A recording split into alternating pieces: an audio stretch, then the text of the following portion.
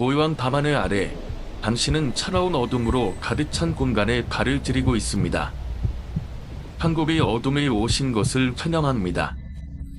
이곳은 한 곱의 소름 돋는 비밀들이 전해지는 곳으로 이야기마다 머리카락이 곤두서는 공포가 담겨 있습니다.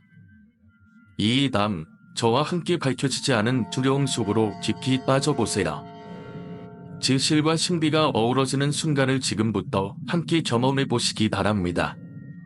어머니 지병을 앓고 계셔서 꽤 오랜 시간 경산에 누워 계셨습니다. 그리고 그 와중에도 이 이야기를 해야 하나 말아야 하나 한참을 뜸들이시다가 이건 내가 직접 겪은 건 아니고 우리 엄마, 그러니까 네 외할머니가 아주 귀에 딱지가 생길 정도로 나를 치셨던 거야. 솔직히 아무리 생각해도 이걸 너한테 말해서 좋을 건 없을 것 같은데 내가 죽을 때가 되니까 걱정이 돼서 말해야지 안 되겠다. 엄마, 뭘 집어요? 그런 소리 하지 마, 제발 좀. 깜짝이야. 내가 지금 들리더니 필름시키가 엄마한테 소리를 지르고 말이야. 어머님 병상에 누워 계시면서도 항상 밝은 모습이셨습니다. 그래서 언제나 제 곁에 계실 것 같았습니다. 다시 이야기로 넘어가서 어머니의 어릴 적 고향 전라남도의 어느 섬마을에는 2년마다 한 번씩 치러지는 위식이 있었다고 합니다. 아무래도 섬마을이고 바닷가라 배를 타는 사람들을 위한 위식과 혼돈할 수 있겠지만 그건 바다에 있다는 욕망이나 희신과는 전혀 상관없는 정확히 덕후를 향하는 건지도 알 수 없는 위식이었죠. 아주 오래전부터 마을에서 치러지던 의식이었고 의식이 지켜지지 않았을 땐 실제로 살을 입은 사람들이 너무도 많아서 이 의식은 끝내 멈출 수가 없었다고 했습니다. 의식에 참여하는 사람들은 주로 아이들 또는 여자만 참여한다고 했습니다. 의식의 내용 자체는 미리 마을에서 고른 아이들 몇 명과 그들을 이끄는 몇몇의 사람들이 평소엔 누구도 들어보지 못하는 손의 덕쪽 절벽 동굴에 들어가 약속된 의식을 해남다는 게 주 내용이었습니다. 이것도 대를 거쳐오며 의식이라는 표현으로 바뀌었다고 하는데 원래는 의식이 아니라 제사라고 말했다고 했습니다. 해가 절철에 떠 있을 때부터 마을의 모든 집에 있는 천마 밑에 등을 달고 해가 질 무렵 모든 집의 털을 전부 끄고 걸어놓은 등에 불을 달치는 게 의식의 시작이라고 했습니다.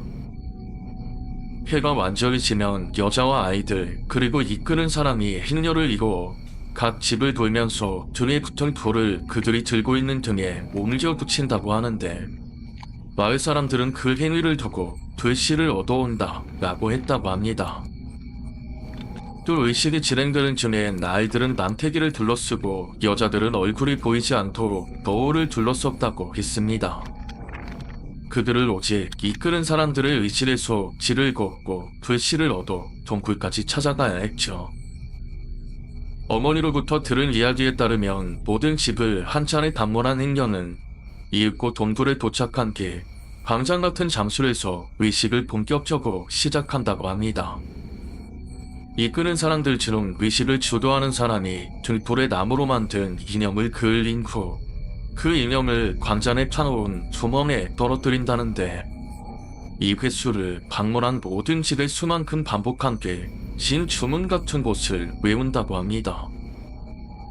그때의 이끄는 자는 마치 밤원이라도 터진 양 정신 높고 주문을 내온다고 하는데 주문이 끝나면 탈진해서 쓰러지며 의식에 대한 모든 기억을 잊어버린다고 했습니다. 그동안 동굴한 광장의 모든 사람들은 숨소리조차 조심하며 혹여라도 소리를 내게 될 경우 다 같이 합심하여 뇌타작을 했다고 합니다. 그렇게 이끄는 자의 주문이 끝나면 아이와 여인들이 쓰고 있던 남캐기와 너울에 불을 붙여 이념이 들어있는 두멍에 던져 넣었으며 그 후 광장의 모든 사람들이 동굴에서 나와 마을 바깥쪽에 있는 움막에서 들고 있던 등이 다 탈 때까지 다 함께 하루를 보내는 게 의식의 마지막이라고 했습니다. 그리고 이 의식을 진행하는 동굴 안에는 좋지 않은 것이 모여드는 장소가 존재한다. 라는 말이 이 마을에 오랫동안 두전되어 왔다고 합니다. 여기서 말하는 좋지 않은 곳이란 건 예전부터 자주 산에서 내려와서는 마을의 재앙을 불러왔던 존재의 먹이로, 그 존재는 산 안의 불행 또는 어두운 감정 같은 곳을 좋아해서 그곳을 주로 먹이로 삼아왔다고 합니다.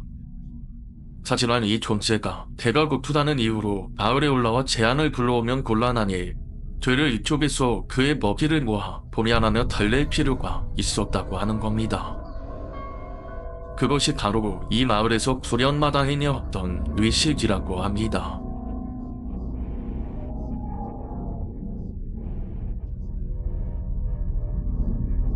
마을 불빛을 전부 끄고 등에 불을 붙이는 의미는 아무래도 그 집에 모인 불연분의 더러움을 한 곳에 모은다는 의미라고 하며, 펜류를 두서놓은 것 글씨는 그 집의 더러움을 일시적으로 받는 대표자라는 의미라고 합니다. 당시에 이르러서는 사람이 아닌 인형으로 대체하고 있었지만 방법을 몰랐던 옛날엔 선택된 여인 혼자서 마을의 더러움을 홀로 짊어진 채 말 그대로 그녀 자체가 공양되었다고 하고, 그렇게 동굴로 들어간 여인은 다시는 볼 수 없었다고 합니다.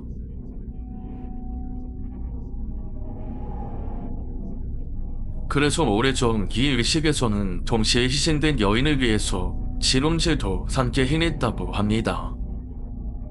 또 희생된 여인의 집은 그 뒤 몇 년 동안 마을의 촌장이 될 수 있어서 어느 정도의 부와 영향력을 얻을 수 있게 보상해 주었다고 합니다. 물론 지금 와서는 자식이 죽는데 그딴 게 무슨 소용이냐 싶겠지만, 당시 시골마을에서 촌장의 자리는 생각보다 큰 영향력을 가질 수 있는 자리였기 때문에 되려 자식을 팔아 둘을 챙기는 자들도 있을 정도였다고 했습니다. 그리고 지금은 완전히 그 방법이 사라졌지만 예전에는 의식 외에도 정기적으로 저 좋지 못한 존재와 대화할 수 있는 방법이 존재했다고 하는데, 그게 어느 대의성과 사적인 욕심으로 이걸 악용하다가 의식에 찬해한 모두가 아무런 맥락 없이 사지가 찍힌 채 사망하는 일이 발생하였고, 후에 그 방법은 대가 끊겼다고 했습니다. 그래서 원래 이 역할을 했던 사람에겐 저 좋지 못한 존재가 따로 보상을 해주었다고 하는데, 이게 어떤 보상인지는 지금은 알 수가 없다고 합니다. 아무튼 저희 외할머니는 그런 마을에서 마지막으로 참가한 의식의 주섬원이셨는데, 무슨 일인지 의식을 하던 도중 적적이 이끌은 저거 동굴 밖으로 도망을 가버렸고, 혼자 마을로 달려가 점점 모두가 이 마을에서 벗어나야 한다고 떠들어댔다는데, 그때 당시 이미 의식은 유명무실해져 전대에서 해오던 것들이니 형식적으로 이어가자 정도였으므로 혼자 도망나와 떠드는 이끄는 자의 말은 누구도 듣지 않았다고 했습니다. 하지만 외할머니께서도 무슨 이유인지는 말씀해주지 않으셨다고 하는데, 그 뒤로 마을의 모든 사람들이 섬을 떠나게 되었다고 했습니다. 그리고 아무것도 남지 않은 섬은 지금은 간간히 납치꾼들만 들어갔으며, 그나마도 뜨내기가 아닌 내막을 알고 있는 주변 섬의 오래된 선장들은 억만금을 줘도 절대 그 섬으로는 들어가지 않는다고 했습니다. 외할머니께서는 어머니와 같은 시간을 앓고 계시다 돌아가셨는데, 돌아가시기 전에 남기신 마지막 말은 앞으로 죽을 때까지 절대 그 마을로 가지 마라. 이 한막 어둠 속 숨겨진 이야기를 끝까지 함께해 주셔서 감사합니다. 이 이야기가 여러분에게 새로운 공포를 선사했다면 좋아요와 공유, 그리고 댓글로 여러분의 생각을 남겨주세요. 한국의 어둠은 여러분의 소중한 관심과 참여로 더욱 깊고 오싹한 이야기들을 전해드릴 수 있습니다. 다음 이야기에서도 다시 만날 수 있길 바라며 구독하셔서 어둠 속의 비밀을 함께 밝혀나가요.